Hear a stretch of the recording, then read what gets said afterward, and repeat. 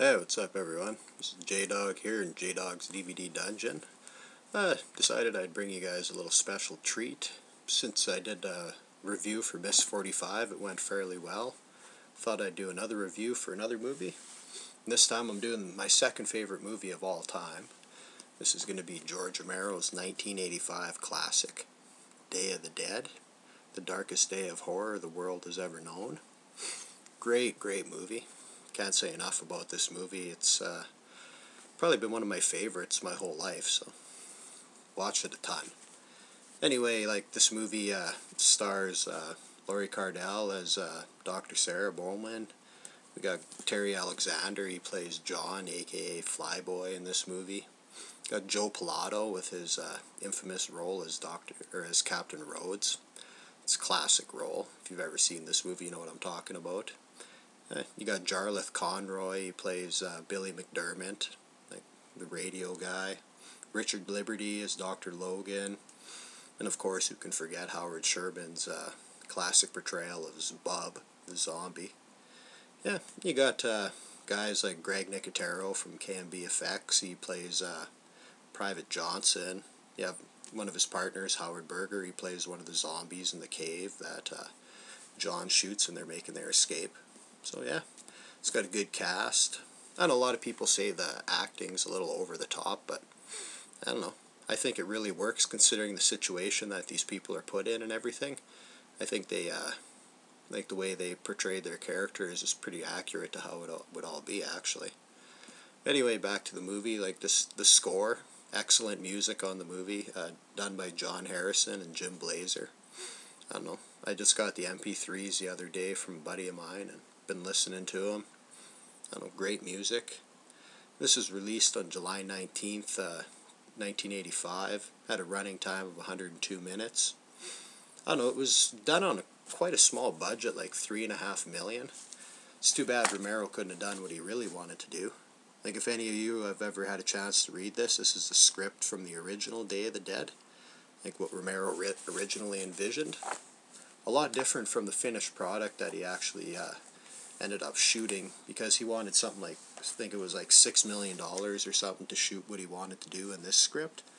And he was only given 3.5, so he had to rewrite the whole script in a little while and, I don't know, come up with something that they could shoot with the limited locations that they had and the $3.5 million. But I don't know, I think he did a good job anyway, because the movie ended up grossing $34 million. So, I don't know.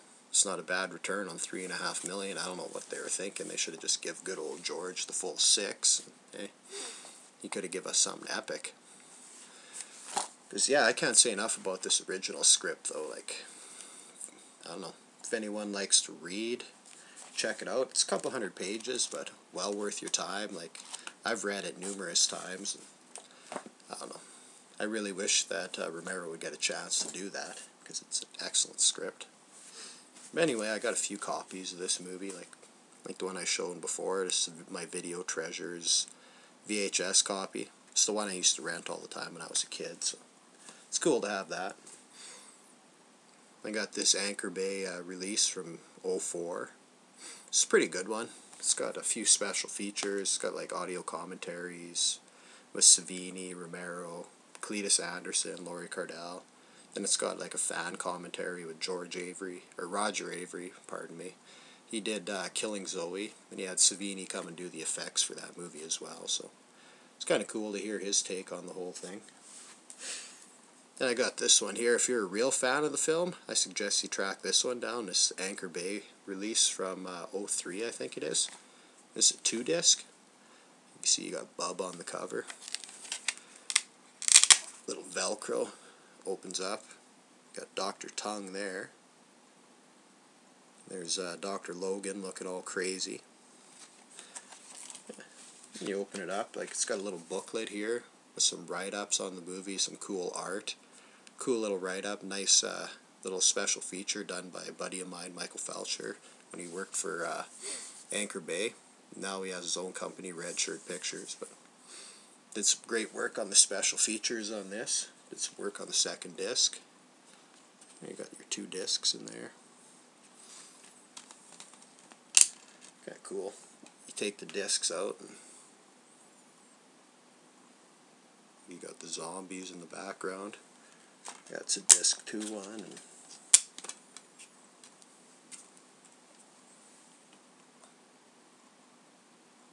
that's what it looks like under disc 1. So yeah. This one, if you could still find it, well worth your time to track down, because on the second disc, like, it's got behind the scenes 31 minutes of production footage from Savini. It's got an interview with Richard Liberty in there. It's got a mine promotional video, like where the movie was shot down in the Wampum mines. So that's kind of cool. You got behind the scenes shots, TV spots, all kinds of stuff, like zombie makeup. Romero biography. You got some CD-ROMs, like on this as well, like on the CD-ROM part of it, you got the original screenplay and production memos if you want to check that out. So suggest, if you're a fan, get this one.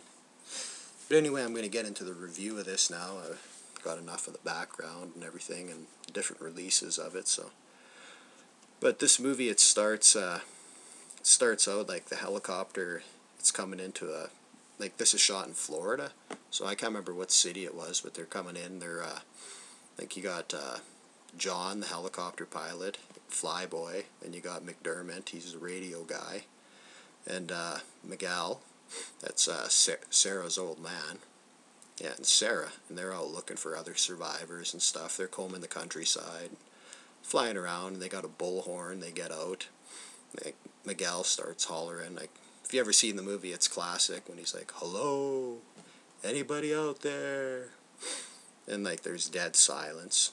Then like slowly you start seeing shots of like the zombies. They're starting to stir around because there ain't been nothing going on for a while, so they're all chilled, they're relaxing, kicking it with alligators and hanging out in the bank with all the money and shit like that. So yeah, you start seeing the zombies milling around, and like they're calling, they're still looking for people. And pretty soon, you can start to hear the dead moaning coming out of the city. And pretty soon, you see the hordes of the undead. They're starting to work their way towards them, and like they get all freaked out. I guess there ain't no survivors. They're not getting anything back on the radio, so it's time to go. So they leave. They go back to where it's like a military base is where they're set up, because it's like it was a civilian and a military operation combined at the start of the whole outbreak to try to find out what's going on. Like, they took some soldiers, and they took a bunch of scientists and stuff, and doctors, and it's like a military compound / storage area, like the government's storing records down there. You got missile silos, all kinds of shit, but anyway, it's all underground. And you got like a mixture, like I said, you got the military guys, and you got like Dr. Logan, you got Dr. Fisher, you got Sarah, then you got most of the military guys, and then you got John and McDermott. They're kind of like the tech guys, and they're all living together underground. But anyway, they come back from looking for survivors and stuff. Like, everyone's like, "So what'd you find?" And, well, we didn't find shit, we just found a bunch of dead air. A bunch of cheap real estate, John says. It's a cool line from the movie, so. Anyway, they all go underground, and I guess got to go round up some zombies from the tunnels, because they've been keeping zombies down there. They round them up and keep them underground, because Dr. Logan, he does all kinds of wild experiments on them and stuff. So this is where we're introduced to Private Steele and his little partner Rickles. Like, they're like, "Hey, let's go, we need to go get 2 more dumbasses here." So you got Sarah, she kind of looks. You got John and McDermott, they fuck off right away, because they ain't got nothing to do with that. And Sarah's like, "Well, whatever, I'll go." And you got Miguel. He's going to go too, but this guy's all fried. He's breaking down. But anyway, I'm going to cut this one off right now. Stay tuned, I got part 2 coming up. Peace.